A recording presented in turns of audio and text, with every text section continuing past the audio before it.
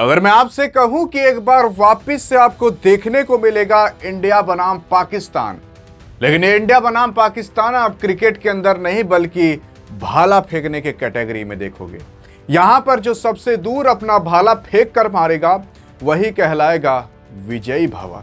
लेकिन अब सवाल उठता है कि क्या आपके नीरज चोपड़ा यहां पर बाजी मारेंगे कि पाकिस्तान के अरशद नदीम बाजी मारेंगे।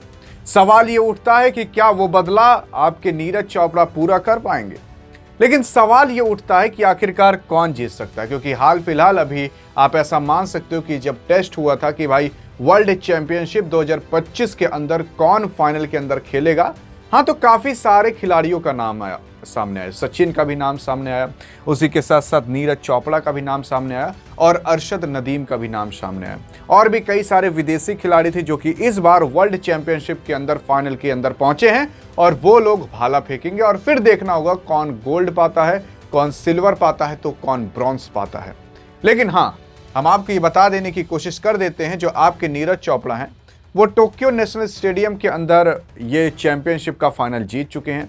उसी के साथ साथ अगर नीरज चोपड़ा को देखोगे, जब ये यहाँ पर ये दिखा रहे थे अपनी काबिलियत की इन्हें क्वालिफाई करना चाहिए कि नहीं, इनको फाइनल में ले जाना चाहिए कि नहीं, तो जज जब सामने बैठे हुए थे तो कहा गया था कि 84.50 मीटर्स का तो कम से कम फेंकना ही है, तब जाकर आप क्वालिफाई होगे। अब ऐसा नहीं है कि एक ही बार में फेंकना है, तो कुछ चांसेस दिए जाते थे। लेकिन आपके नीरज चोपड़ा कहे कि यार क्या चांसेस दोगे हमें, हम एक ही बार में पार कर देते हैं। आपके नीरज चोपड़ा आते हैं 84.85 मीटर फेंकते हैं और पहली बार में ही ये क्वालिफाई हो जाते हैं और पहली बार में ही इनका सिलेक्शन हो जाता है कि भाई चल तो वर्ल्ड चैंपियनशिप या वर्ल्ड एथलीट चैंपियनशिप के अंदर आप क्वालिफाई कर देते हो, चलिए अब आप फाइनल के अंदर डायरेक्ट मिलिएगा। तो आपके नीरज चोपड़ा का कहानी कुछ इस तरीके से रहता है। नीरज चोपड़ा जो कि अभी तक 27 साल के हैं, 2 बार ओलंपिक के अंदर मेडल जीत चुके हैं, तो उसी के साथ साथ बुडापेस्ट के अंदर जब वो हुआ था फाइनल तो वहां पर भी ये गोल्ड मेडल जीते थे वर्ल्ड चैंपियनशिप फाइनल के अंदर। 88.17 मीटर का इन्होंने थ्रो किया था, उस टाइम जैवलिन थ्रो यानी कि भाला फेंका था और गोल्ड जीते थे।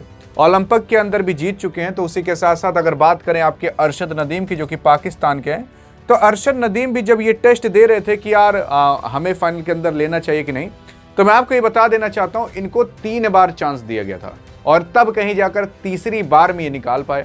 आपके नीरज चोपड़ा के एक भाई साहब 3 बार हमें नहीं चाहिए, हमें एक ही बार चाहिए, हम एक ही बार में निकाल देंगे। अरशद नदीम एक बार 79.99 मीटर का फेंके और हमने बताया ना कि 84.50 तक चाहिए था, तो यहाँ पर ये फेल मार गए। फिर उसके बाद ये मतलब पाकिस्तान वाले दिखाते कि हम एटम बॉम्ब हैं, फिर देखोगे 74 पॉइंट मतलब इससे भी कम फेंके, यहाँ पर भी ये फुस बोल गए। तो 2 बार ये जोश तो भरे थे लेकिन 2 बार में नहीं निकल पाया और इनके उसके बाद इनको तीसरी बार चांस दिया गया और तब जाकर 85.28 मीटर का ये फेंक पाए और तब जाकर इनका कहीं क्वालिफिकेशन हो पाया। और वहीं बहुत सारे ऐसे खिलाड़ी थे जो कि यार 87 मीटर्स और भी ऐसे ऐसे फेंकते चले जा रहे थे और वो क्वालिफाई कर ले रहे थे। लेकिन आपके पाकिस्तानी को लगा लगभग 3 चांसेस, कहा जाता है ना 3 तिगाड़ा काम बिगाड़ा। हाँ, तो 3 बार में इन्होंने अपना काम बिगाड़ दिया था, क्वालिफाई हो चुके थे और नीरज चोपड़ा आपके भाई साहब एक ही बार में हो चुके थे। लेकिन हाँ, अब पाकिस्तान के अरशद नदीम भी और भी काफ़ी खिलाड़ी हो चुके हैं। ग्रुप ए के कैटेगरी में लगभग 19 बार थ्रो किए गए थे अलग अलग लोगों के माध्यम से। तो उसमें से कुछ लोग फाइनल के अंदर गए हैं तो कुछ लोग नहीं गए, जिसमें से भारत के 2 लोग हैं, नीरज चोपड़ा और एक सचिन साहब। हाँ, सचिन तेंदुलकर नहीं, दूसरे हैं वो। तो अब देखना होगा कि क्या आपके नीरज चोपड़ा साहब अरशद नदीम को फाइनल के अंदर मात दे पाते हैं कि नहीं। देखते हैं आपका क्या कहना है। क्या यहाँ पर भारत पाकिस्तान से जीत पाएगा? क्या भारत वर्ल्ड चैंपियनशिप 2025 के अंदर गोल्ड मेडल ला पाएगा? क्या नीरज चोपड़ा के अंदर वो दम है? बताइएगा जरूर। अधिक जानकारी चाहिए तो इस वीडियो में मिलते हैं, तब तक के लिए जय हिंद और जय भारत।